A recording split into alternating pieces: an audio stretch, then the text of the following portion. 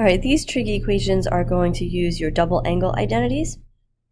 So it's just a matter of using those identities correctly, but then the solving techniques are going to be the same as we previously worked on. Now, we have some different options for cosine 2 theta. Our goal with any of these equations is to get everything in terms of one identity. So you can always use the cosine squared minus sine squared identity. You could also use the 2 cosine squared minus 1 or the 1 minus 2 sine squared. Now, if you're relearning all of these identities, and it seems like a lot, you might just want to stick with this one. So I'm going to show this equation using that first identity, and then using the identity that cosine squared equals 1 minus sine squared, which is a variation of your Pythagorean identity. That one I think everybody's pretty familiar with. So that's going to be 1 minus sine squared, which will end up getting us the 1 minus 2 sine squared. Obviously, it's quicker if you know all the versions of the 2 theta identity. It's definitely fine if you add in a couple extra steps. It's not a proof, so it's not going to be a ton of steps anyway. Now, I would probably get everything on the left side here so that it's 2 sine squared theta plus sine theta minus 2. And then unfortunately, this is not a factoring one. This is going to involve quadratic formula. So we'll get sine theta equals negative 1.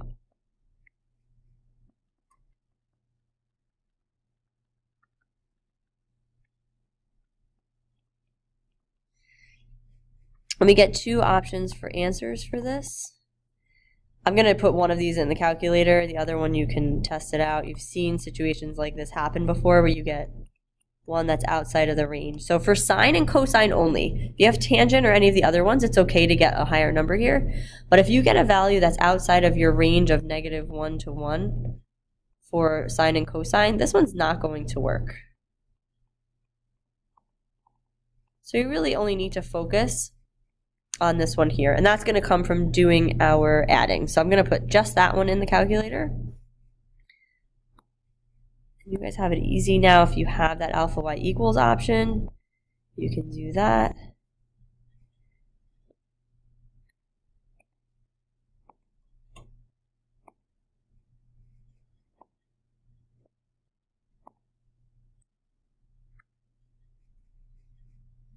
Just going to put 4 there. So, okay, that's my answer of the 0.781 technically. And the nice thing about this is it's positive. So I'm going to do inverse sine of that answer. Now, for these, it's really important to take the whole value. So you can either take the value or do second negative sign.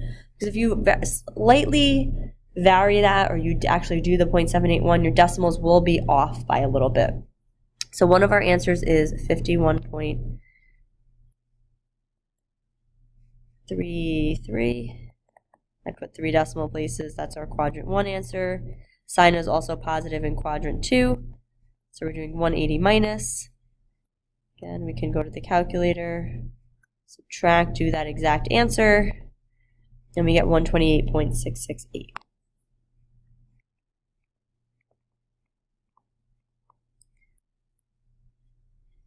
So lots of similar techniques to before.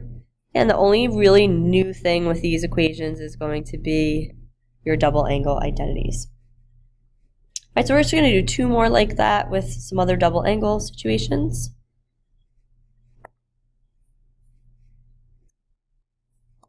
Switch back to this color. This one is another cosine 2 theta identity.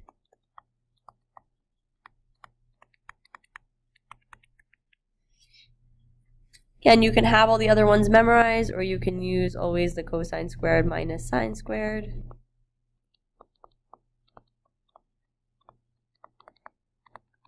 And obviously you will need to know the Pythagorean if you choose to go with this one, but you're going to need to know that anyway.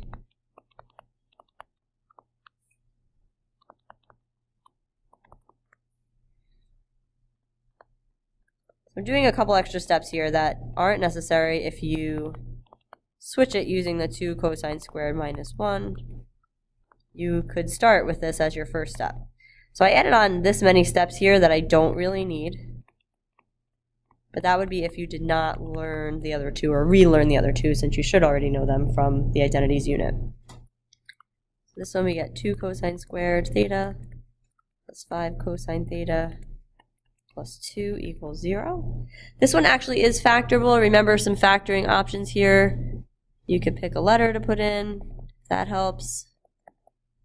Do your factoring, and then put your result back in. This is actually not a bad one for factoring, so you probably could do this with the trig function right in there.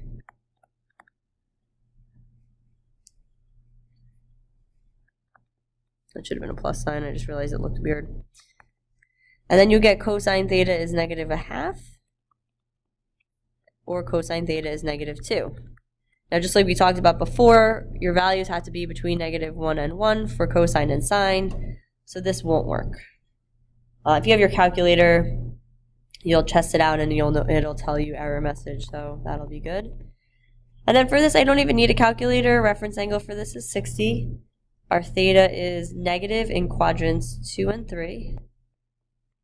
So our values that go with 60 in those two quadrants are 120 and 240, and they have the 60 as their reference angle. So this would be my only two answers for that situation.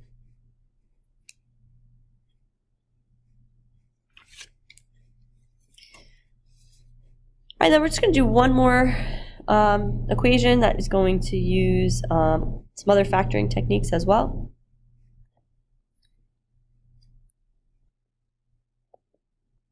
This one we're going to use tangent. Now, you have a couple options for tangent. You can use the tangent 2 theta identity, but since we already have sine in this equation, probably better to change to sine over cosine. And then because it's an equation, we can really work to get rid of that fraction situation by multiplying through by the cosine 2 theta. Now, the only time when multiplying is not a good idea is if it cancels out in all the denominators. Here, we're only getting rid of one, so we're not eliminating answer choices by multiplying, which you do want to be careful of.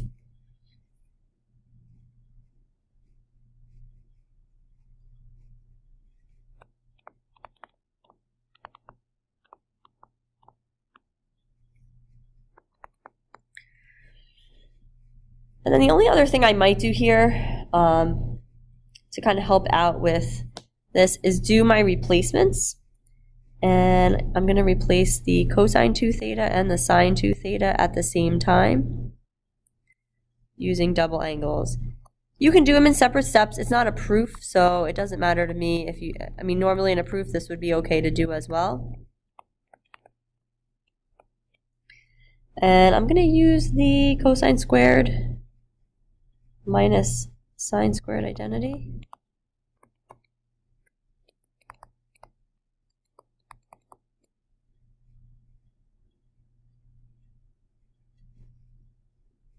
And then see what's going to work the best for that.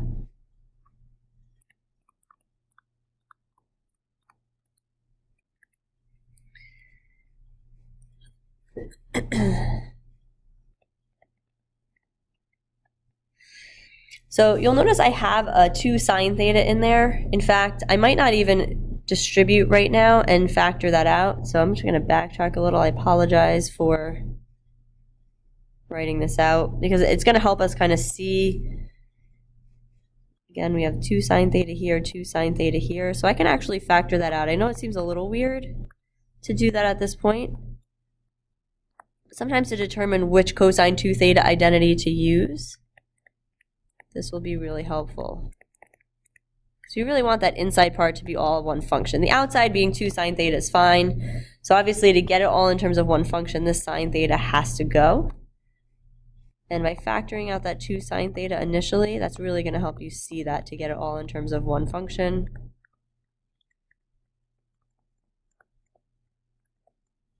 And there's different orders that you can do this in, solving wise. So remember, this is going to end up coming out. I'm skipping a step to 2 cosine squared minus 1. If you need to just do those steps where you distribute, combine, go for it.